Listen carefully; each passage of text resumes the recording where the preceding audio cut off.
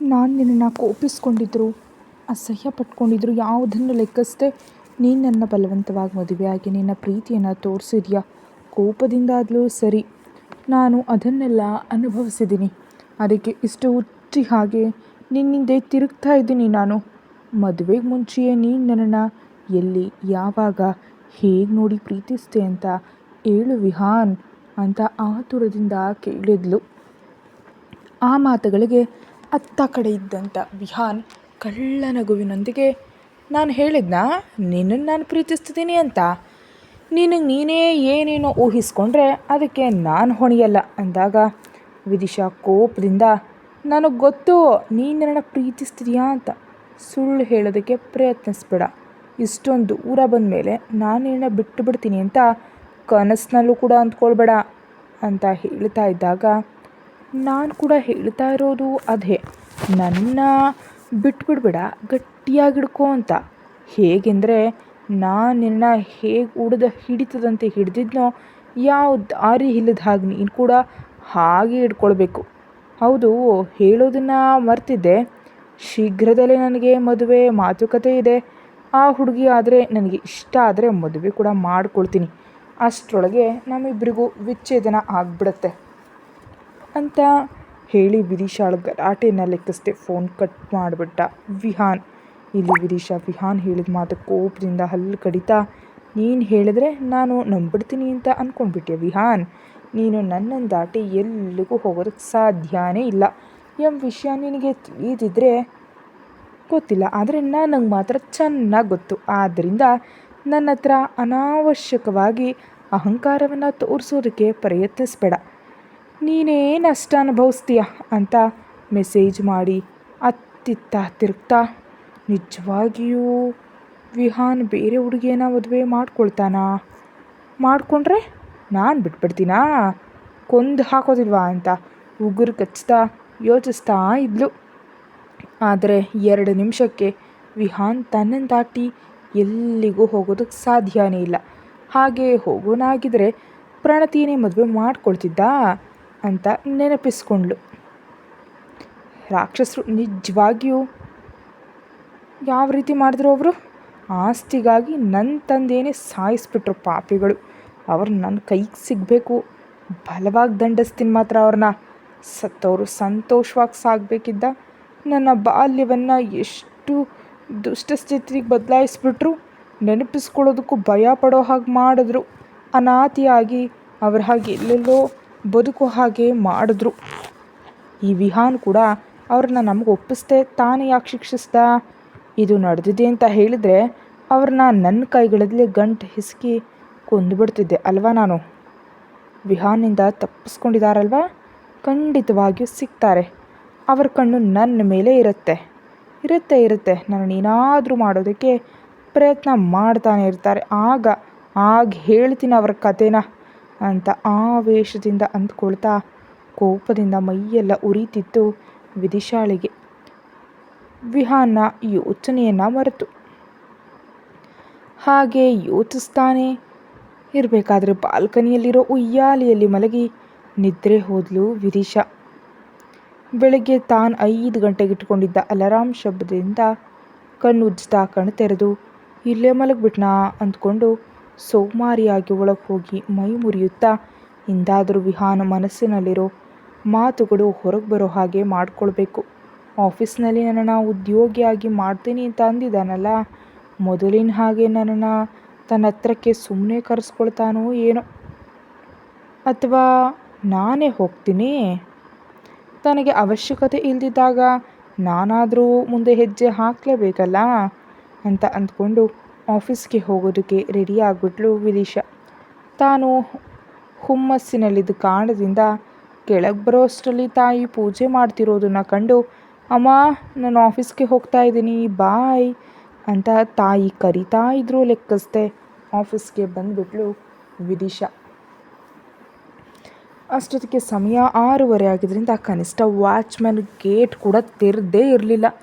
ವಿದಿಶಾಳನ್ನು ನೋಡಿ ಅವನು ಆಶ್ಚರ್ಯವಾಗಿ, ಮೇಡಮ್ ನೀವೇನಿಲ್ಲಿ ಅಂತ ಕೇಳ್ತಿದ್ರೆ, ಅದು ಆಮೇಲೆ, ಮೊದಲು ಗೇಟ್ ಓಪನ್ ಮಾಡು, ಒಳಗೆ ಹೋಗಬೇಕು ಅಂತ ಹೇಳಿದ್ಲು. ಸಾರಿ ಮೇಡಮ್, ಈಗ ಗೇಟನ್ನು ಓಪನ್ ಮಾಡೋದಕ್ಕೆ ಸಾಧ್ಯ ಇಲ್ಲ, ಮಾಡಬಾರ್ದು ಸರ್. ಆಫೀಸ್ ಸಮಯಕ್ಕೆ 1 ಗಂಟೆ ಮುಂಚೆ ಮಾತ್ರ ಗೇಟ್ ಓಪನ್ ಮಾಡಬೇಕು ಅಂತ ಹೇಳ್ತಾ ಇದ್ದಂತೆ, ಅಯ್ಯೋ ನಿಮ್ಮ ಸರ್ರೇ ನನ್ನನ್ನು ಇಲ್ಲಿ ಕಳಿಸಿದ್ದಾರೆ, ಇಲ್ದಿದ್ರೆ ನಾನು ಯಾಕೆ ಇಷ್ಟು ಮುಂಜಾನೆ ಬರ್ತೀನಿ, ಮೊದಲು ಗೇಟನ್ನು ಓಪನ್ ಮಾಡು ಅಂತ ಹೇಳಿದಾಗ ಅವನು ಗೊಂದಲದಿಂದ, ಹಾಗೆ ಸಾಧ್ಯ ಇಲ್ಲ ಅಲ್ವಾ ಮೇಡಮ್, ನಿಮಗೆ ಗೊತ್ತು ತಾನೇ ಸರ್ ಕೋಪದ ಬಗ್ಗೆ, ಅನಾವಶ್ಯಕವಾಗಿ ನಮ್ಮನ್ನು ಸರ್ ದೃಷ್ಟಿಯಲ್ಲಿ ಬೀಳೋ ಹಾಗೆ ಮಾಡಬೇಡಿ ಮೇಡಮ್ ಪ್ಲೀಸ್.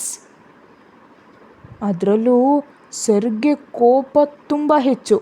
ಈಗ ನೀವು ಹೀಗೆ ಮಾಡಿದ್ರಿ ಅಂತ ಅಂದ್ಕೊಳ್ಳಿ, ಸರ್ ಬಂದ ಮೇಲೆ ನಮ್ಮನ್ನು ಏನು ಮಾಡ್ತಾರೋ ನಿಮಗೆ ಕೂಡ ಗೊತ್ತು.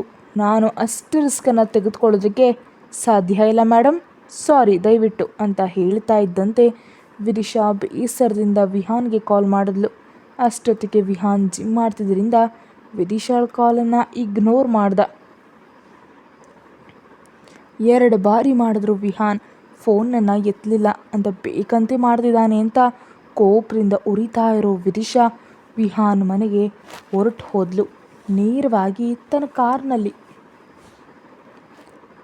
ತಾನು ವಿಹಾನ್ ಮನೆಗೆ ಸೇರುವಷ್ಟರಲ್ಲಿ ಸಮಯ 7 ಗಂಟೆ ಆಗಿತ್ತು.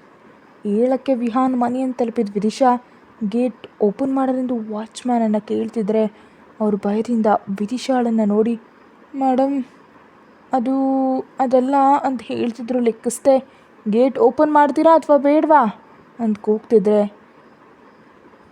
ಆಕೆ ಅವರ ಮನೆಗೆ ಯಜಮಾನಿಯಾದ ಕಾರಣದಿಂದ ವಿನಯದಿಂದ ಗೇಟ್ ಓಪನ್ ಮಾಡಿ ಪಕ್ಕಕ್ಕೆ ಸರಿತಿದ್ದಂತೆ ವಿದಿಶಾ ಆವೇಶದಿಂದ ಒಳಗಡೆ ಹೋದ್ಲು. ವಿದಿಶಾ ಒಳಗೆ ಬರುವಷ್ಟರಲ್ಲಿ ಸುರೇಂದ್ರ ಅವರು ಫ್ರೆಶ್ ಆಗಿ ಅಷ್ಟೊತ್ತಿಗಾಗಲೇ ಹಾಲಿಗೆ ಬಂದು ಪೇಪರನ್ನು ಓದುತ್ತಾ ಬ್ಯುಸಿಯಾಗಿದ್ದರೆ, ಹೆಂಗಸರು ಕೆಲಸದವ್ರಿಗೆ ಕೆಲಸ ಹೇಳ್ತಾ ಬ್ಯುಸಿ ಆಗಿಬಿಟ್ಟಿದ್ರು ತಮ್ಮ ಕೆಲಸಗಳಲ್ಲಿ. ಇನ್ನು ಸುಚಿತ್ರ ಕಾಲೇಜ್ಗೆ ರೆಡಿ ಆಗ್ತಿದ್ರೆ, ಸಂಜಯ್ ತನ್ನ ವರ್ಕೌಟ್ಸ್ ಮುಗ್ದಿದ್ದರಿಂದ ರೆಡಿ ಆಗೋದಕ್ಕೆ ರೂಮ್ಗೆ ಹೋದ. ಅವನ ಜೊತೆಗೆ ವಿಹಾನ್ ಕೂಡ ರೆಡಿ ಆಗ್ತಾ ಇದ್ದ ಅವನ ರೂಮ್ನಲ್ಲಿ ಆಫೀಸ್ಗೆ ಹೊರಟೋದಕ್ಕೆ. ಅಷ್ಟರಲ್ಲಿ ವಿದಿಶಾ ಒಳಗಡೆ ಹೆಜ್ಜೆ ಇಟ್ಟು ಸೋಫಾದಲ್ಲಿ ಕೂತ್ಕೊಂಡಿದ್ದಂಥ ಮಾವಂದಿರಿಬ್ಬರನ್ನು ನೋಡಿ, ಮಾವಯ್ಯ ನಿಮ್ಮ ಮಗ ಎಲ್ಲಿದ್ದಾನೆ ಅಂತ ಕೇಳಿದ್ಲು. ವಿದಿಶಾಳನಲ್ಲಿ ನೋಡಿದವರು ಆಶ್ಚರ್ಯದಿಂದ, ವಿದಿಶಾ ನೀನೇನಿಲ್ಲಿ ಅಂತ ಕೇಳ್ತಾ ಇದ್ದರೆ, ಆ ವಿಷಯ ಆಮೇಲೆ, ಮೊದಲು ನಿಮ್ಮ ಮಗ ಎಲ್ಲಿದ್ದಾನೆ ಹೇಳಿ ಅಂತ ಆವೇಶದಿಂದ ಉರಿತಾ ಕೇಳ್ತಿದ್ದಾಗ, ವಿದಿಶಾ ನೀನೇನಿಲ್ಲಿ ಅಂತ ನೀಲಿಮಾ ಅವರು ಆಶ್ಚರ್ಯದಿಂದ ಕೇಳ್ತಾ, ಹೋದವಳು ಹೋದ ಹಾಗೆ ಇದೆಯಾ, ಕನಿಷ್ಠ ವಾಪಸ್ ಬಂದು ನನ್ನ ಗಂಡ ನನ್ನ ಸ್ವಂತ ಅಂತ ಇಲ್ಲಿರೋದೆ ಅಥವಾ ಅಷ್ಟೇ ಅಂದ್ಕೊಳ್ಳಿ, ಯಾಕಿರ್ತೀಯ, ಎಷ್ಟಾದರೂ ನನ್ನ ಮಗ ನಿನ್ನನ್ನು ಬಲವಂತವಾಗಿ ಮದುವೆ ಮಾಡ್ಕೊಂಡಿದ್ದಾನೆ ಅನ್ನೋ ಕೋಪ ಇದೆ ಅಲ್ವಾ ನಿನಗೆ ಅಂತ ಅವರು ಹೇಳ್ತಾ ಇದ್ದಾಗ, ನೀವು ನಿಲ್ಲಿಯತ್ತೆ, ನಿಜಕ್ಕೂ ಇಲ್ಲಿ ನಡೀತಾ ಇರೋದು ಏನು, ನೀವೇನು ಮಾತಾಡ್ತಾ ಇದ್ದೀರಿ, ಹಾಗೆ ಅಂದ್ಕೊಳ್ಳುವವಳಾಗಿದ್ದರೆ ಈಗ ನಾನು ಯಾಕೆ ಬರ್ತೀನಿ ಹೇಳಿ, ನಿಮ್ಮ ಮಗನಿಗಾಗಿ ಹುಡುಕೊಂಡು ನಿಮ್ಮ ಮಗನೇ ನನ್ನನ್ನು ಹೊರಗೆ ಕಳಿಸಿದ್ದಾನೆ, ಆ ವಿಷಯನ ನೀವು ಮರಿಬೇಡಿ ಅಂತ ಅಂತಿದ್ದಾಗ ನೀಲಿಮಾ ಅವರು ಮೂಗು ತಿರುಗಿಸಿ, ಸರಿ ಬಿಡು, ನೀನೇನೋ ಮಾಡಿದ್ಯಾ, ಅವನಿಗೆ ಕೋಪ ಬಂದಿದೆ, ಅವನ ಸೇಡು ತೀರಿಸ್ಕೊಂಡಿದ್ದಾನೆ ಅಷ್ಟೆ, ಅಲ್ಲಿಗೆ ಮುಗೀತು, ಜೀವನವಿಡೀ ಹೀಗೇ ಇರ್ತೀನಂತಂದರೆ ಸಾಧ್ಯ ಇಲ್ಲ, ನೀನು ಅವನ ಜೀವನದಲ್ಲಿ ಇರಲ್ಲ ಅಂದರೆ ಹೇಳು, ನನ್ನ ಮಗನಿಗೆ ಇನ್ನೊಂದು ಮದುವೆನ ಮಾಡ್ಕೊಳ್ತೀನಿ ಅಂತಿದ್ದಾಗ ವಿದಿಶಾ ಕೋಪದಿಂದ, ನಿಮ್ಮ ಮಗನ ಜೀವನದಲ್ಲಿ ನಾನು ಹೊರತುಪಡಿಸಿ ಬೇರೊಬ್ಬರು ಇರೋದಕ್ಕೆ ನಾನು ಸತ್ತರೂ ಒಪ್ಪಲ್ಲ, ನಾನು ಸತ್ತ ಮೇಲೆ ನೀವೇನಾದರೂ ಮಾಡ್ಕೊಳ್ಳಿ, ಆದರೆ ಬದುಕಿರೋವರೆಗೂ ನನ್ನನ್ನು ದಾಟಿ ನಿಮ್ಮ ಮಗನ ಹತ್ರಕ್ಕೆ ಬೇರೆ ಹುಡುಗಿನ ಸೇರಿಸ್ಬೇಕನ್ನೋ ಯೋಚನೆ ಕೂಡ ಮಾಡಬೇಡಿ, ನಿಮ್ಮ ಮಗ ಎಲ್ಲಿದ್ದಾನೆ ಅಂತ ಕಿರ್ಚ್ತಿದ್ರೆ, ಅವರು ಭಯಪಟ್ಟು ವಿಹಾನ್ ರೂಮ್ ಕಡೆ ತೋರಿಸ್ತಿದ್ದಂತೆ ವಿದಿಶಾ ಹೆಜ್ಜೆಗೆ 2 ಮೆಟ್ಟಲು ಹತ್ತಿ ಮೇಲೆ ಹೋದ್ಲು ತುಂಬ ವೇಗವಾಗಿ. ವಿಹಾನ್ ರೂಮ್ ಹತ್ರ ಹೋಗಿ ಡೋರನ್ನು ನಾಕ್ ಮಾಡಿದ್ಲು ವಿದಿಶಾ, ಆದರೆ ಡೋರ್ ಓಪನ್ ಆಗಿ ಇರೋದ್ರಿಂದ ಟಕ್ ಅಂತ ಓಪನ್ ಆಗುತ್ತಲೇ, ನಾನು ಇಲ್ಲ ಅಂತ ಡೋರ್ ಓಪನ್ ಆಗಿ ಇಟ್ಟಿದ್ದಾನೆ ಅಂತ ಅಂದ್ಕೊಳ್ತೀನಿ ಅಂತ ಅಂದ್ಕೊಂಡು ಒಳಗಡೆ ಹೋಗಿ ಡೋರನ್ನು ಕ್ಲೋಸ್ ಮಾಡಿದಂಥ ವಿದಿಶಾ ರೂಮ್ನೆಲ್ಲ ಒಂದೊಮ್ಮೆ ಪೂರ್ತಿಯಾಗಿ ಕಣ್ಣಾಡಿಸಿ ನೋಡಿದ್ಲು, ರೂಮು ಹೇಗಿದೆ ಅಂತ. ತಾನು ಹೋಗುವಾಗ ಹೇಗಿತ್ತು ಈಗಲೂ ಹಾಗೆ ಇರೋದ್ರಿಂದ ಒಂದು ನಿಟ್ಟಿಸಿರು ಬಿಟ್ಟು ಶುಚಿತ್ವಕ್ಕೆ ಬ್ರ್ಯಾಂಡ್ ಅಂಬಾಸಿಡರ್ ಥರ ಇದ್ದಾನೆ ವಿಹಾನ್. ನಂಗೆ ಶುಚಿತ್ವನೇ ಇಲ್ಲ, ಆಪೋಸಿಟ್ ಆಕರ್ಷಿತವಾಗುತ್ತೆ ಅನ್ನೋ ಹಾಗೆ ನನ್ನಲ್ಲಿಲ್ಲದ ಗುಣಗಳು ವಿಹಾನಲ್ಲಿದ್ದರೆ ವಿಹಾನಲ್ಲಿಲ್ಲದ ಗುಣಗಳೆಲ್ಲ ನನ್ನಲ್ಲಿದೆ ಅಂತ ವಿಹಾನ್ ಕೈ ಹತೋಟಿಯಲ್ಲಿರೋದಿಲ್ಲ, ನನ್ನ ಬಾಯಿ ನನಗೆ ಹತೋಟಿಯಲ್ಲಿರೋದಿಲ್ಲ ಅಂತ ಇಬ್ಬರಿಗಿಬ್ರು ಸರಿ ಹೋದವು ಅಂದ್ಕೊಂಡು ಗುಣಗುತ್ತಾ ತಂಪಾದ ಗಾಳಿ ತಗಲ್ತಾ ಅವಳಿಗೆ. ಆ ತಂಪಾದ ಗಾಳಿಗೆ ನಡಗಿದ ವಿದಿಶಾ ಗಾಬರಿಯಿಂದ ಒದ್ದು ಹೆಜ್ಜೆ ಮುಂದೆ ಇಟ್ಟು ತಿರುಗದ್ಲು. ಹಿಂದೆ ತಲೆ ಸ್ನಾನ ಮಾಡೋದ್ರಿಂದ ಕೂದಲಿಂದ ಜಾರ್ತಿದ್ದ ನೀರು ಭುಜಗಳ ಮೇಲೆ ಜಾರಿ ಕಟ್ಟು ಮಸ್ತಾ ದೇಹದೊಂದಿಗೆ ಕೇವಲ ಟವಲ್ ಮಾತ್ರ ಹಾಕಿದ್ ವಿಹಾನ್ ಎದೆಯಿಂದ ತೋರಿಸ್ತಾ ಅಲ್ಲಿಂದ ಇನ್ನೂ ಜಾರ್ತಿದ್ರೆ ವಿದಿಶಾ ಗುಟಕ್ ನಿಂತ ವಿಹಾನನ್ನು ಕಣ್ರೆಪ್ಪೆ ಆರಿಸ್ತೆ ನೋಡ್ತಿದ್ಲು. ವಿಹಾನ್ ಮಾತ್ರ ವಿದಿಶಳಲ್ಲಿ ನೋಡಿ ಕಣ್ಣು ಚಿಕ್ಕದಾಗಿಸಿ, ನೀನೇನಿಲ್ಲಿ, ನಿಜಕ್ಕೂ ನನ್ನ ರೂಮ್ ನೀನು ಹೇಗೆ ಬಂದೆ, ನಿನ್ನ ಮನೆಗೆ ನಾನು ಕಳಿಸಿದ್ನಲ್ಲ ಅಂತ ಹೇಳ್ತಿದ್ದಾಗ ವಿದಿಶಾ ಗುಟಕ್ ನುಂಗ್ತಾ, ಅದು ಆಫೀಸ್ಗೆ ಹೋಗಿದ್ದೆ, ನೀನು ಬೇಗ ಬರಬೇಕಂದಿದ್ದಕ್ಕೆ, ಅದಕ್ಕಾಗಾದರೆ ವಾಚ್ಮ್ಯಾನ್ ಗೇಟ್ ಓಪನ್ ಮಾಡಿಲ್ಲ. ಆಗ ಹೇಗೆ ಮಾಡ್ತಾನೆ, ನೀನೇ ತಾನೇ ನನ್ನ ಅಲ್ಲಿಗೆ ಬೇಗ ಹೋಗು ಅಂತ ಹೇಳಿದ್ದು ಅಂತ ಜಗಳ ಮಾಡಿದ್ಲು. ನಿನಗೆ ಫೋನ್ ಮಾಡಿದ್ದೆ ಆದರೆ ನೀನು ಎತ್ತಲಿಲ್ಲ, ಇನ್ನು ಇಲ್ಲಿಗೆ ಬಂದ ಮೇಲೆ ನೀನು ರೂಮ್ನಲ್ಲಿದೆಯಾ ಅಂತ ತಿಳಿದು ಬಂದುಬಿಟ್ಟೆ ಅಂತ ಗುಟುಕ್ ನುಂಗುತ್ತಲೇ ವಿಹಾನ್ ಎದೆ ಕಡೆ ನೋಡ್ತಾ ಒಂದು ಹೆಜ್ಜೆ ಮುಂದಕ್ಕಿಟ್ಟು ವಿಹಾನ್ ಕಣ್ಣುಗಳಲ್ಲಿ ನೋಡ್ತಾ, ನನ್ನ ಮಿಸ್ ಮಾಡ್ಕೊಳ್ತೀಯಾ ಅಂತ ಕೇಳಿದ್ಲು. ವಿಹಾನ್ ಒಂದು ಹುಬ್ಬ ಮೇಲಕ್ಕೆತ್ತಿ, ನಾನೇನನ್ನು ಯಾಕೆ ಮಿಸ್ ಮಾಡ್ಕೊಳ್ತೀನಿ, ನಿನ್ನನ್ನು ಮಿಸ್ ಮಾಡ್ಕೊಳ್ಳೋನಾಗಿದ್ದರೆ ಯಾವಾಗಲೂ ಕರ್ಕೊಬಂದು ನನ್ನ ತಲೆ ಮೇಲೆ ಕೂರಿಸ್ಕೊಳ್ತಿದ್ದೆ, ಅಂಥ ಕೆಲಸ ಏನು ಮಾಡಲಿಲ್ಲ ಅಂದರೆ ನಿನ್ನನ್ನು ಕನಿಷ್ಠ ನನಗೆ ಯೋಚನೆಗೂ ಕೂಡ ಬರೋದಕ್ಕೆ ಬಿಡ್ತಿಲ್ಲ ಅಂತ ಅರ್ಥ ಅಂತ ಹೇಳ್ತಿದ್ದಂತೆ ವಿದಿಶಾ ಮೂಗು ತಿರುಗಿಸಿ, ಹೇಳಿ ಸುಳ್ಳು ಸಾಕ್ಬಿಡು, ರಾತ್ರಿ ಡಾಕ್ಟರ್ ಹೇಳ್ದ ನೀವು ತವಕ, ನಿನ್ನ ಭಯ, ನಿನ್ನ ಕಂಗಾಲು ಎಲ್ಲದರ ಬಗ್ಗೆ, ನನಗೆ ಹುಷಾರಿಲ್ಲ ಅಂತ ನೀನು ತುಂಬ ಭಯಪಟ್ಟಿದ್ಯಾ ಅಂತ ಕೂಡ ಹೇಳಿದ್ದಾರೆ, ನನ್ನ ಹತ್ರ ನೀವೆಲ್ಲ ಬಚ್ಚಿಡಬೇಕಾದ ಅಗತ್ಯ ಇಲ್ಲ ಅಂದ್ಲು. ವಿಹಾನ್ ಅಲ್ಲಿ ಕಚ್ಚಿ, ಈ ಡಾಕ್ಟರ್ಗೆ ಬೇರೆ ಕೆಲಸ ಇಲ್ಲ ಅಂದ್ಕೊಂಡು, ಅದೆಲ್ಲ ನಾನು ಉದ್ಯೋಗಿ ಅಂತ ನೀನು ಬಿದ್ದು ಹೋದರೆ ಬಂದು ಕಂಗಾರು ಅಷ್ಟೇ ಹೊರತು ನಿನ್ನ ಮೇಲೆ ಏನೋ ಇಷ್ಟ ಅಂತಲ್ಲ, ಮೊದಲು ಹೊರಗೋಗು ಅಂತ ಹೇಳ್ತಾ ತಾನು ಎದೆ ಮೇಲೆ ಕೈ ಹಿಡೋದಕ್ಕೆ ಹೋಗ್ತಿದ್ದು ವಿದಿಶಾಳ ಕೈನ ಹಿಡಿದು ಹೊರಗೆ ಕರ್ಕೊಂಡು ಹೋಗ್ತಿದ್ರೆ ವಿದಿಶಾ ಟಕ್ ಅಂತ ವಿಹಾನನ್ನು ಗಟ್ಟಿಯಾಗಿ ಅಪ್ಕೊಂಡು ಜಾರ್ತಿದ್ದ ನೀರನ್ನು ತನ್ನ ತುಟಿಗಳ ನಡುವೆ ಬಂಧಿಸಿ ವಿಹಾನ್ ಅಂದ್ಲು ಅಸ್ಕಿ ವಾಯ್ಸ್ನಲ್ಲಿ. ಅಭ್ಯಾಸವಾದ ದೇಹ, ಅದಲ್ಲದೆ ತುಂಬ ದಿನಗಳ ದೂರದ ನಂತರ ವಿದಿಶಾ ಹತ್ತಿರಕ್ಕೆ ಬಂದಿದ್ದರಿಂದ ವಿಹಾನ್ ಕೈಗಳು ತನ್ನ ಮಾತು ಕೇಳಿದಂತೆ ವಿದಿಶಾಳ ಸುತ್ತಿ ತನ್ನ ಕುತ್ತಿಗೆ ಮಡಿಕೆಯಲ್ಲಿ ಮುಖ ಅಡಗಿಸಿ ತುಟಿಗಳಿಗೆ ಕೆಲಸ ಕೊಟ್ಟ ಆಟೋಮೆಟಿಕ್ ಆಗಿ. ದಿಢೀರನ್ ಮಾಡಿದ ಮುತ್ತಿಗೆ ವಿದಿಶಾ ಚಿಗುರಿಲಿ ಅಂತೆ ನಡಕ್ತಾ ತನ್ನ ಕೈಗಳನ್ನ ವಿಹಾನ್ ಸುತ್ತ ಬಲವಾಗಿ ಸುತ್ತಕೊಂಡ್ಲು. ವಿಹಾನ್ 2 ನಿಮಿಷದ ನಂತರ ಜೋರಾಗಿ ವಿದಿಶಾಳನ್ನು ದೂರಕ್ಕೆ ಸರಿಸಿ, ಇನ್ನು ಹೋಗೋ ಅಂದ ಸೀರಿಯಸ್ ಆಗಿ. ವಿದಿಶಾ ಗೊಂದಲದಿಂದ ಮುಖ ಹಾಕಿ, ಏನಾಯ್ತು ವಿಹಾನ್, ದಿಢೀರ್ನೆ ಮತ್ತೆ ಹೀಗೆ ವರ್ತಿಸ್ತಿದ್ಯಾ, ಏನಿದೆ ಅಂತ ಕೇಳಿದ್ರೆ ಈ ಬಾರಿ ವಿಹಾನ್ ಏನೂ ಲೆಕ್ಕಿಸ್ದೆ ವಿದಿಶಾ ಕೈಯನ್ನು ಹಿಡಿದು ಎಳ್ಕೊಂಡು ಹೋಗಿ ಡೋರ್ ಓಪನ್ ಮಾಡಿ ಹೊರಗೆ ಎಸ್ತು, ನನ್ನ ರೂಮ್ ಬರಬೇಡ, ಇನ್ನೊಂದು ಬಾರಿ ಈ ರೂಮ್ಗೆ ಅಥವಾ ಮನೆಗೆ ನನ್ನ ಅನುಮತಿ ಇಲ್ಲದೆ ಕಾಲಿಟ್ಟರೆ ಏನು ಮಾಡ್ತೀನೋ ಊಹಿಸೋದಕ್ಕೂ ಸಾಧ್ಯ ಇಲ್ಲ, ನಿನಗೆ ಹೊರಗೆ ಹೋಗು ಅಂತ ಸೀರಿಯಸ್ ಆಗಿ ಹೇಳಿ ಮುಖದ ಮೇಲೆ ಡೋರ್ ಕ್ಲೋಸ್ ಮಾಡಿದ್ದೆ. ವಿದಿಶಾ ಕಣ್ಣುಗಳಲ್ಲಿ ನೀರು ಜಾರ್ತು. ತಾನೇನಷ್ಟು ದೊಡ್ಡ ತಪ್ಪು ಮಾಡಿದ್ದೀನೋ ಅರ್ಥ ಆಗಲಿಲ್ಲ ಅವಳಿಗೆ. ಆಫೀಸ್ನಲ್ಲಿ ಯಾಕೆ ತನಗೆ ಅನುಮತಿ ಇಲ್ಲ ಅಂತ ಕೇಳೋದಕ್ಕೆ ಬಂದು ವಿಹಾನನ್ನು ನೋಡಿ ಹಗ್ ಮಾಡ್ಕೊಂಡಿದ್ದು ಅದು ಕೂಡ ತಪ್ಪಾ, ಅದಕ್ಕಷ್ಟು ರಿಯಾಕ್ಟ್ ಆಗಬೇಕಾ ಅಂದ್ಕೊಂಡು ಗುಟುಕ್ ನುಗ್ತಾ ನೋವಿನಿಂದ ತಲೆ ತಗ್ಸಿ ಕೆಳಗೆ ಹೆಜ್ಜೆಗಳನ್ನ ಹಾಕಿದ್ಲು. ಆದರೆ ಅಷ್ಟೊತ್ತಿಗಾಗಲೇ ಮೇಲೆ ಏನು ನಡೀತಿದೆ ಅಂತ ಕಂಗಾಲಾಗಿ ನೋಡ್ತಿದ್ದು ಉಳಿದವರೆಲ್ಲರಿಗೂ ನಡೆದದ್ದು ಸ್ಪಷ್ಟವಾಗಿ ಕಾಣಿಸಿದ್ರಿಂದ ವಿದಿಶಾಳ ಕಡೆ ನೋವಿನಿಂದ ನೋಡಿದ್ರು. ಕೆಳಗೆ ಬಂದು ವಿದಿಶಾ, ನಾನು ಆಫೀಸ್ಗೆ ಹೋಗ್ತಿದ್ದೀನಿ ಅಂತ ಅವರೆಲ್ಲರ ಕಡೆಗೂ ಕನಿಷ್ಠ ನೋಡದೆ ಗಬಗಬನೆ ಹೊರಗೆ ಹೋಗ್ಬಿಟ್ಲು. ಕಾರ್ನಲ್ಲಿ ಹೊರಟ ವಿದಿಶಾ ಸ್ವಲ್ಪ ದೂರ ಹೋಗಿ ಕಾರ್ನಲ್ಲಿ ಒಂದು ಸೈಡ್ಗೆ ನಿಲ್ಲಿಸಿ ಸ್ಟೇರಿಂಗ್ ಮೇಲೆ ತಲೆ ಇಟ್ಟು ಹೇಗೆ ವಿಹಾನ್ ಮನಸ್ಸಿನಲ್ಲಿರೋ ಪ್ರೇಮವನ್ನು ಹೊರಗೆ ತೆರಿಬೇಕು, ಏನು ಮಾಡಿದ್ರೆ ಹೊರಗೆ ಬರುತ್ತೆ ಏನೂ ಅರ್ಥ ಆಗ್ತಿಲ್ಲ. ಪ್ರತಿ ಬಾರಿ ವಿಹಾನನ್ನು ಹತ್ತಿರಕ್ಕೆ ತೆಗೆದುಕೊಂಡು ದೂರಕ್ಕೆ ಎಸಿತಾನೆ, ಹೀಗಾದರೆ ನನ್ನ ಜೀವನ ಹೀಗೆ ನಿಂತು ಹೋಗುತ್ತೆ, ವಿಹಾನ್ ಎಂದಿಗೂ ನನ್ನ ಪರಿಗಣಿಸೋದಿಲ್ವಾ, ಯಾಕೆ ಹೀಗೆ ವರ್ತಿಸ್ತಿದ್ದಾನೆ ಅಂತ ನೋವಿನಿಂದ ಅಂದ್ಕೊಂಡು ಭಾರವಾದ ಮನಸ್ಸನ್ನು ಮಾಮೂಲಾಗಿ ಮಾಡಿಕೊಳ್ಳಲಾಗದ ಯೋಚನೆಗಳಲ್ಲಿ ಕೊಚ್ಚಿ ಹೋಗಿ ಹಾಗೆ ಉಳಿದ್ಬಿಟ್ಲು ತುಂಬ ಹೊತ್ತು. ಅಷ್ಟರಲ್ಲಿ ತನ್ನ ಮೊಬೈಲ್ ರಿಂಗ್ ಆಗಿದ್ದರಿಂದ ಕಣ್ಣಿನ ಜಾರಿದ ಕಣ್ಣೀರನ್ನು ಒರೆಸ್ಕೊಂಡು ನಂಬರ್ ಕೂಡ ನೋಡದೆ ಕಾಲ್ ಲಿಫ್ಟ್ ಮಾಡಿ ಅತ್ತ ಕಡೆ ವಿಹಾನ್ ಗಂಭೀರವಾಗಿ, ಎಲ್ಲಿದೆಯಾ ಅಂತ ಕೇಳಿದ್ರೆ ವಿದಿಶಾ ಟಕ್ ಅಂತ ಕಾಲ್ ಕಟ್ ಮಾಡಿ, ಇವ್ರಿಗೇನು ಕಡಿಮೆ ಇಲ್ಲ, ನಾನು ಹೇಳಿದ್ರೆ ಏನಂತ, ಇವ್ರಿಗೆ ನಾನು ಅವಶ್ಯಕತೆ ಇಲ್ದಿದ್ದಾಗ ನಾನು ಹೇಳಿದ್ರು ಲೆಕ್ಕಿಸ್ಕೊಳ್ಬೇಕಾದ ಅಗತ್ಯ ಇಲ್ಲ ಅಂತ ಕೋಪದಿಂದ ಅಂದ್ಕೊಂಡು ಬೇಕೆಂದೇ ತನ್ನ ಆಫೀಸ್ಗೆ ಹೋಗ್ಬಿಟ್ಲು ವಿಹಾನ್ ಮೇಲೆ ಅಸಮಾಧಾನದಿಂದ. ಆಫೀಸ್ಗೆ ಬರೋದಿಲ್ಲ ಅಂದವಳು ದಿಢೀರ್ನೆ ಬಂದು, ಅದು ಕೂಡ ಆಫೀಸ್ ಪ್ರಾರಂಭವಾಗೋದಕ್ಕೆ ಅರ್ಧ ಗಂಟೆ ಮುಂಚೆ ಬರಲು ಅಷ್ಟೇ ಬಂದಿದ್ದ ಮ್ಯಾನೇಜರ್ ಆಶ್ಚರ್ಯದಿಂದ ಮೇಡಮ್ ಅಂತ ಎದುರುಗಡೆ ಹೋಗ್ತಿದ್ರೆ, ನನ್ನ ಸ್ವಲ್ಪ ಸಮಯ ಡಿಸ್ಟರ್ಬ್ ಮಾಡಬೇಡಿ ಅಂದರೆ ತನ್ನ ಚೇಂಬರ್ಗೆ ಹೋಗಿ ಲಾಕ್ ಮಾಡಿಕೊಂಡು ಪರ್ಸ್ನಲ್ ರೂಮ್ನಲ್ಲಿ ಬೆಡ್ ಮೇಲೆ ಬಿದ್ದುಬಿಟ್ಲು ನಿರಾಸಕ್ತಿಯಿಂದ.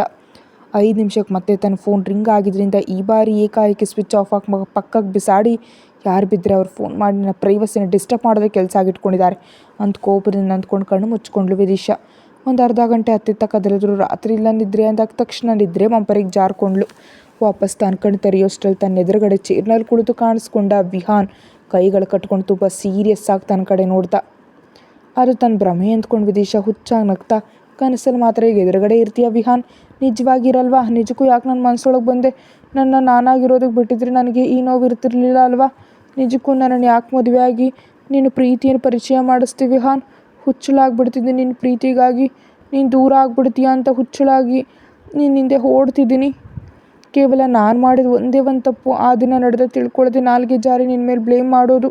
ನನಗಿಷ್ಟು ದೊಡ್ಡ ಶಿಕ್ಷೆ ಕೊಡ್ತೀಯಾ? ಇದೇನಾದರೂ ನೀನು ಚೆನ್ನಾಗಿದೆಯಾ? ಇದಕ್ಕೆ ಬದಲು ನನ್ನನ್ನು ನೀನು ಕೊಂದು ಹಾಕಿದ್ರೆ ಇಷ್ಟು ನೋವು ಪಡ್ತಿರ್ಲಿಲ್ವೇನೋ ನಾನು. ಒಂದು ಜಾರಿದ ಕಣ್ಣೀರನ್ನು ಒರೆಸ್ಕೊಳ್ಳೋದನ್ನು ಮರೆತು ಎದ್ದು ಕೂತು ತಲೆ ತಗ್ಗಿಸಿ, ನೀನು ನನ್ನ ಕನಸಿನೊಳಗೆ ಬರ್ತಿದ್ಯಾ? ಕನಿಷ್ಠ ಹಾಗಾದರೂ ನನ್ನ ಪ್ರಶಾಂತವಾಗಿರೋದಕ್ಕೆ ಬಿಡ್ಬೋದಲ್ವಾ? ಹೀಗೂ ಡಿಸ್ಟರ್ಬ್ ಮಾಡುತ್ತಲೇ ಇರ್ತೀಯಾ? ಈಗಲೂ ಕೂಡ ನನ್ನ ಭ್ರಮೆಯಲ್ಲಿ ಇಲ್ಲಿ ಕೂತು ನನ್ನನ್ನು ಸೀರಿಯಸ್ ಆಗಿ ನೋಡ್ತಿದ್ಯಾ? ಹೋಗ್ಬಿಡು, ನನಗೆ ಈ ವಿಹಾನ್ ನಿಜಕ್ಕೂ ಇಷ್ಟ ಇಲ್ಲ, ನನಗೆ ಈ ವಿಹಾನ್ ಬೇಡ ಅಂತ ಅಳ್ತಾ ಹೇಳ್ತಿದ್ದಾರೆ. ವಿಹಾನ್ ಹಾಗೇ ನೋಡ್ತಿದ್ದ ವಿದಿಶಾ ಕಡೆ. 2 ನಿಮಿಷದ ನಂತರ ವಿದಿಶಾ ನಿಧಾನವಾಗಿ ತಲೆ ಎತ್ತಿ ಅದೇ ಪೊಸಿಷನಲ್ಲಿದ್ದ ವಿಹಾನನ್ನು ನೋಡಿ ಕೂದಲು ಕಿತ್ಕೊಳ್ತಾ, ಹೋಗ್ಬಿಡು, ಇನ್ನೂ ಯಾಕೆ ಇಲ್ಲಿದೆಯಾ ಅಂತ ಕಿರಿಸ್ತಾ ತನ್ನ ಪಕ್ಕದಲ್ಲಿದ್ದ ಹ್ಯಾಂಡ್ ಬ್ಯಾಗ್ ಎಸೆದ್ಲು. ಅದು ವಿಹಾನ್ ತಗಲದೆ ಅವನನ್ನು ತಪ್ಪಿಸ್ಕೊಂಡು ಡೈರೆಕ್ಟಾಗಿ ಹೋಗಿ ಗೋಡೆಗೆ ತಗಲಿ ಗಟ್ಟಿಯಾಗಿ ಶಬ್ದ ಮಾಡ್ತಾ ಕೆಳಗೆ ಬಿದ್ದರೆ ವಿಹಾನ್ ಕಂಗಾಲಾಗಿ ವಿದಿಶಾಳ ಹತ್ರ ಹೋಗಿ ಅವಳನ್ನ ಗಟ್ಟಿಯಾಗಿ ಒಪ್ಕೊಂಡು, ಏನಾಯ್ತು ವಿದಿಶಾ, ಯಾಕೆ ಈಗ ಹುಚ್ಚುಳ ಹಾಗೆ ವರ್ತಿಸ್ತಿದ್ಯಾ ಅಂತ ಕೇಳ್ದ. ವಿದಿಶಾ ಕೋಪದಿಂದ ವಿಹಾನ್ ಎದೆ ಮೇಲೆ ಹೊಡಿತಾ, ನಿನ್ನಿಂದಲೇ ನಾನು ಈಗ ಹುಚ್ಚಳಾಗ್ಬಿಡ್ತಿದ್ದೀನಿ. ನೀನೇ ನನ್ನ ಹೀಗೆ ಬದಲಾಯಿಸಿದ್ಯಾ? ನನಗೆ ಜೀವನ ಬೇಡ. ನಾನು ಹಿಂದೆ ಅಮ್ಮನ ಜೊತೆ ಎಷ್ಟು ಪ್ರಶಾಂತವಾಗಿದ್ದೀನೋ ಹಾಗೆ ಇರಬೇಕು ಅಂತ ಬಯಸ್ತೀನಿ. ಕಾಲವನ್ನು ಹಿಂದೆ ಕರ್ಕೊಂಡು ಹೋಗು. ನಿನ್ನ ಪರಿಚಯವನ್ನು ನನ್ನ ಜೀವನದಿಂದ ಅಳಿಸಿ ಹಾಕು. ನಿನ್ನ ಪ್ರೀತಿಯನ್ನು ತಿಳ್ಕೊಂಡು ನನ್ನ ಮನಸ್ಸನ್ನು ಮುರಿದು ಹಾಕು. ದಯವಿಟ್ಟು ವಿಹಾನನ್ನು ಎಲ್ಲಿಗಾದರೂ ಕಳಿಸು. ನಿನ್ನ ನೋಡ್ತಾ ನಿನಗೆ ದೂರ ಆಗಿರೋದು ನನ್ನಿಂದ ಆಗ್ತಿಲ್ಲ. ನೀನು ನನಗೇನೂ ಆಗೋದಿಲ್ಲ ಅಂತಿದ್ರೆ ನನ್ನ ಮನಸ್ಸು ತುಂಡು ತುಂಡಾಗ್ಬಿಡುತ್ತೆ ಅಂತ ವಿದಿಶಾ ಔಟ್ ಆಫ್ ಕಂಟ್ರೋಲ್ ಆಗಿಬಿಟ್ಟು ವಿಹಾನ್ ವಿದಿಶಾ ಕೆನ್ನೆಯನ್ನು ತಟ್ತಾ, ನಿಜಕ್ಕೂ ಏನು ಮಾತಾಡ್ತಿದ್ಯಾ ನೀನು? ಏನು ಮಾಡ್ತಿದ್ಯಾ? ಪ್ರಜ್ಞೆಯಲ್ಲಿದೆಯಾ? ಏನು ಮಾತಾಡ್ತಿದ್ಯಾ? ಮೊದಲು ಪೂರ್ತಿಯಾಗಿ ಕಣ್ತೇರಿ. ನಿದ್ರೆ ಮಂಪರಿನಲ್ಲಿದ್ದಾಗಿದೆ ಅಂತ ಕಿರ್ಚ್ತಿದ್ರೆ ವಿದಿಶಾ ಕೋಪದಿಂದ ವಿಹಾನ್ ಕೆನ್ನೆ ಮೇಲೆ ಹೊಡೆದು, ಅರ್ಥ ಆಯ್ತಾ ನಾನು ನಿದ್ರೆಯಲ್ಲಿ ಇಲ್ಲ ಅಂತ? ನೀನೇ ನನ್ನ ಊಹೆಯೊಳಗೆ ಬರ್ತಿದ್ಯಾ? ನಿಜವಾಗಿ ಹುಚ್ಚಳನಾಗಿ ಮಾಡ್ತಿದ್ಯಾ? ಎಲ್ಲಿ ನೋಡಿದ್ರು ನೀನೇ ಕಾಣ್ತೀಯ. ಯಾಕೆ ನನ್ನ ಇಷ್ಟು ರುಚಿ ಮಾಡ್ತೀಯಾ? ದಯವಿಟ್ಟು ವಿಹಾನ್ ಆದರೆ ನನ್ನನ್ನು ಸ್ವೀಕರಿಸು ಅಥವಾ ನೀನಿಂದ ದೂರ ಕಳಿಸ್ಬಿಡು. ಎಷ್ಟು ದೂರ ಅಂದರೆ ನೀನು ಕಾಣಿಸಿದಷ್ಟು ದೂರ ಅಂತ ಕೇಳ್ತಿದ್ರೆ ವಿಹಾನ್ಗೆ ಪೂರ್ತಿಯಾಗಿ ಅರ್ಥ ಆಯಿತು ವಿದಿಶಾ ಇನ್ನೂ ಭ್ರಮೆಯಲ್ಲಿದ್ದಾಳೆ ಅಂತ. ಆ ಭ್ರಮೆಯಿಂದ ಹೊರಕರೆ ತರಲು ವಿದಿಶಾ ಕೆನ್ನೆ ಮೇಲೆ ತುಂಬ ಗಟ್ಟಿಯಾಗಿ ಹೊಡೆದ ವಿಹಾನ್. ಆ ಪೆಟ್ಟಿ ಕಣ್ಣುಗಳನ್ನು ಅಗಲಿಸಿ ವಿದಿಶಾ ಕಣ್ಣು ದೊಡ್ಡದಾಗಿ ಮಾಡಿ ವಿಹಾನ್ ಕಡೆ ದೆವ್ವ ನೋಡ್ತಿದ್ರೆ ವಿಹಾನ್ ಕೋಪದಿಂದ ಹುಚ್ಚುಚ್ಚಾಗಿ ಮಾತಾಡಿದ್ರೆ ಹಲ್ಲು ಉದುರಿಸ್ಬಿಡ್ತೀನಿ. ಏನು ಮಾತಾಡ್ತಿದ್ಯಾ ನೀನು? ಪ್ರಜ್ಞೆಯಲ್ಲಿದೆಯಾ? ನಿನ್ನನ್ನು ಎಲ್ಲಿರೋದಕ್ಕೆ ಹೇಳಿದೆ? ನೀನು ಎಲ್ಲಿದ್ದೀಯಾ? ಆಫೀಸ್ನಲ್ಲಿ ಇರೋದಕ್ಕೆ ಕೊಟ್ಟು ವರ್ಕ್ ಮಾಡು ಅಂತ ತಾನೇ ಹೇಳಿದ್ದು. ಇಲ್ಲಿ ಹಾಕಿದೆಯಾ ಅಂತ ಕಿರ್ಸ್ತಾ ವಿದಿಶಾಳಿಂದ ದೂರ ಹೋಗ್ತಿದ್ದಂತೆ ವಿದಿಶಾ ಕಣ್ಣು ದೊಡ್ಡದು ಮಾಡಿ, ನೀನು ನಿಜವಾಗಿಯೂ ಇಲ್ಲಿದೆಯಾ ವಿಹಾನ್ ಅಂದ್ಲು. ಇಲ್ದಿದ್ರೆ ನನ್ನ ಆತ್ಮ ಬಂದು ನಿನ್ನ ಜೊತೆ ಮಾತಾಡ್ತಿದ್ದೆ ಅಂತ ಅಂದ್ಕೊಳ್ತಿದ್ಯಾ ಏನು?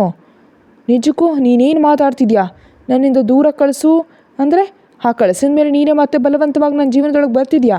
ಮೊದಲು ನೀನೇ ಅಲ್ವಾ ಬಲವಂತವಾಗಿ ನನ್ನ ಲೈಫಿಗೆ ಬಂದು ಆ ರೀತಿ ಕೋಲಾಹಲ ಎಪ್ಸಿದ್ದು?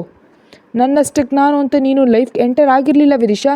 ಫಸ್ಟ್ ನನ್ನನ್ನು ಕೆಣಕಿದ್ದು ನಿನ್ನಿಂದಲೇ ನಾನು ಹೀಗೆ ತಯಾರಾದೆ ಮೊಂಡತನವಾಗಿ. ನನ್ನ ತಂದೆ ತಾಯಿಗಳು ಕೂಡ ಮಾಯ ಮಾಡಿದ ಕ್ಯಾರೆಕ್ಟರ್ ನಿಂದು ಅಂತ ಕಿರಿಸ್ತಿದ್ದಂತೆ ವಿದಿಶಾ ವಿಹಾನ್ ಕೈಗಳಿಂದ ತನ್ನ ಕೆನ್ನೆಗಳ ಮೇಲೆ ಹೊಡ್ಕೊಳ್ತಾ, ಅದಕ್ಕೆ ಅಲ್ವಾ ಇಷ್ಟು ದಿನ ನನ್ನ ಹೊಡೆದು ಬೈದು ನರಕ ತೋರಿಸಿದಿರಿ, ಸಾಕಾಗಲಿಲ್ವಾ ಅಂತ ಕೇಳಿದೆ. ಸಾಕಾಗೋದಿಲ್ಲ ಅಂತ ಹೇಳ್ತಾ ತನ್ನ ಕೈಯನ್ನು ಹಿಂದೆ ಎಳ್ಕೊಂಡ ವಿಹಾನ್. ನಾನು ಪಟ್ಟು ನೋವಿಗೆ ನೀನು 100 ಪಟ್ಟು ನೋವು ಅನುಭವಿಸ್ಬೇಕು. ಇನ್ನು ನಾನು ನನ್ನವರನ್ನು ದೂರ ಇಡೋದಕ್ಕೆ ಕಾರಣ ಆ ದಿನ ನೀನು ಹೇಳಿ ಸುಳ್ಳು ನಂಬಿ ನನ್ನ ಎಲ್ಲರ ಮುಂದೆ ಅವಮಾನ ಮಾಡೋದು. ಹೆತ್ತ ಮಗನ ಮೇಲೆ ಅವರಿಗೆ ನಂಬಿಕೆ ಇಲ್ದಂತಾಯಿತು. ಯಾರೋ ಬೇರೆಯವ್ರು ಹೇಳಿ ನಿನ್ನ ಮಾತು ನಂಬಿದ್ರು. ನಿಜಕ್ಕೂ ಯಾರು ನಿನ್ನ ಜೀವನದಲ್ಲಿ ಬೆರಳು ಹಾಕೋದಕ್ಕೆ? ನಿನಗೆ ಹಕ್ಕಿದೆ ಅಂತ ನನ್ನ ಬ್ಲೇಮ್ ಮಾಡಿದೆ ಅಂತ ಕಿರಿಸ್ತಿದ್ರೆ ವಿದಿಶಾ ಅಳ್ತಾ ನೋಡ್ತಿದ್ಲು ವಿಹಾನ್ ಕಡೆ. ವಿಹಾನ್ ತಲೆ ಹಿಡಿದು ಅಸಹನೆಯಿಂದ ಹತ್ತಿತ್ತ ತಿರುಗ್ತಾ, ಇನ್ನು ಸಾಕು ನಿನ್ನ ಮಾತುಗಳು, ಬಾ ಆಫೀಸ್ಗೆ ತುಂಬ ವರ್ಕ್ ಬಾಕಿ ಉಳಿದಿದೆ. ಇವತ್ತು ನನ್ನ ವರ್ಕ್ ನೀನು ಕಂಪ್ಲೀಟ್ ಮಾಡಿದ್ರೆ ನಿಜ ಹೇಳ್ತಿದ್ದೀನಿ ಈ ಬಾರಿ ಆಫೀಸಿಂದ ಹೊರಗೆ ಹೆಜ್ಜೆ ಕೂಡ ಇಡೋದಿಲ್ಲ. ಮಧ್ಯರಾತ್ರಿ ಆದರೂ ಸರಿ ಅಲ್ಲೇ ಇರು. ಆ್ಯಂಡ್ ನಿನಗಾಗಿ ನಾನು ಯೋಚಿಸ್ತೀನಿ, ಅಲ್ಲೇ ಉಳ್ಕೊಂಡು ಬಿಡ್ತೀನಿ ಅಂತ ಮಾತ್ರ ಆಸೆ ಇಟ್ಕೋಬೇಡ.